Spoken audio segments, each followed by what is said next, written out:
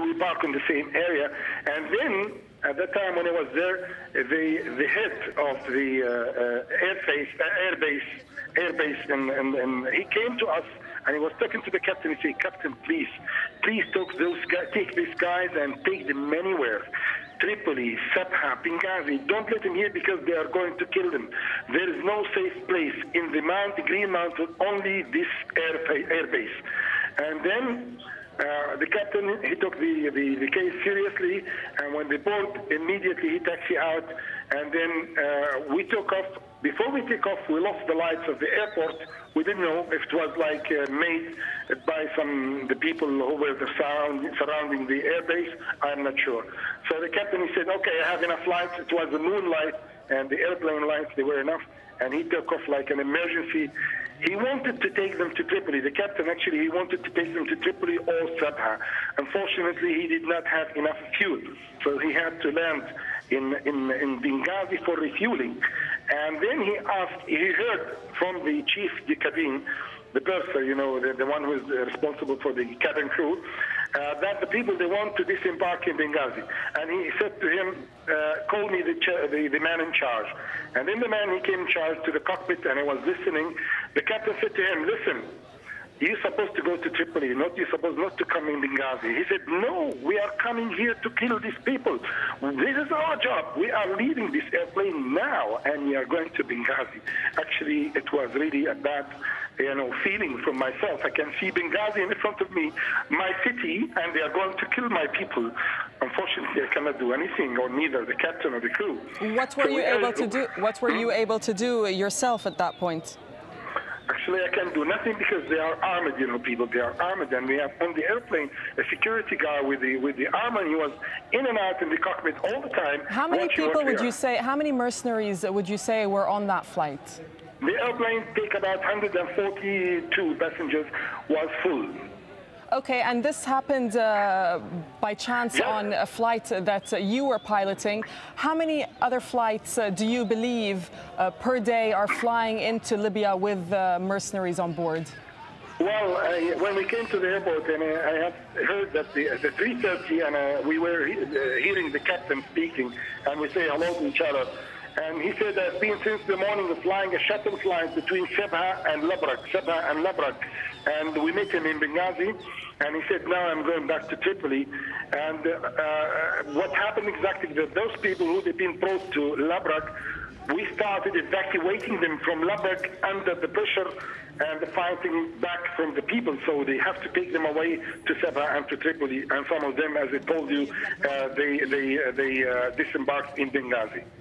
And from what you saw on the airplane, where were those mercenaries from? What were their nationalities? I told you they are all African, none of them Libyan, except those guys they boarded from Sirte. These are from the Gaddafi tribe. Which countries do you think? Sorry? Nationalities? Yes. Yeah, I can tell from their faces and dresses because we fly, with Africa, we know it. Libya, it's like open to all Africans, and you can tell this is like from which country.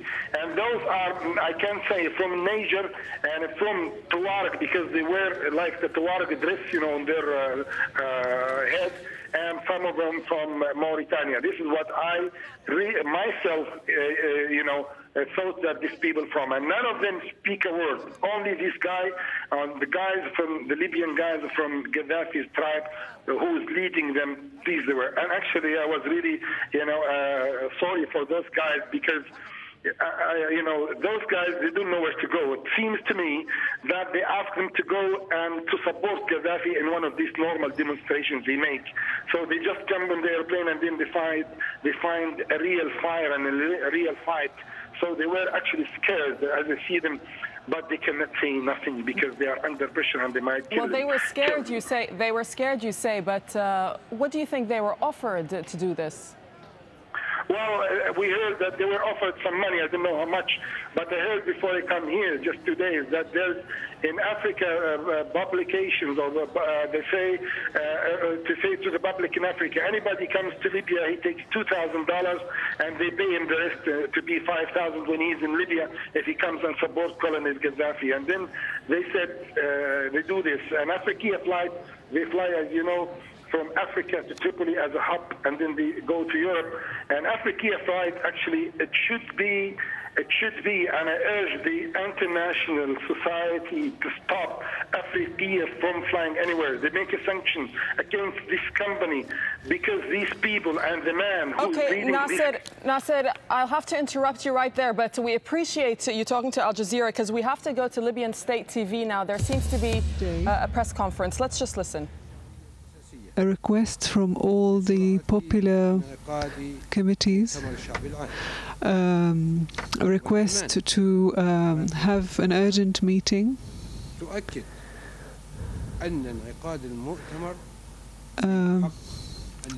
They assert that holding this conference is the right of all Libyans at this moment, but the security situation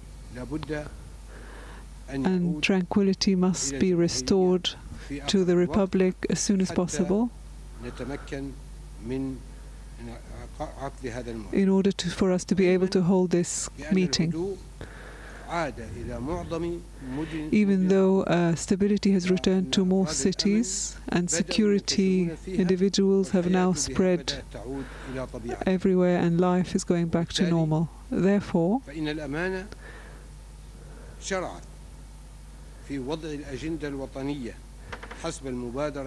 fulfilling the national agenda according to the national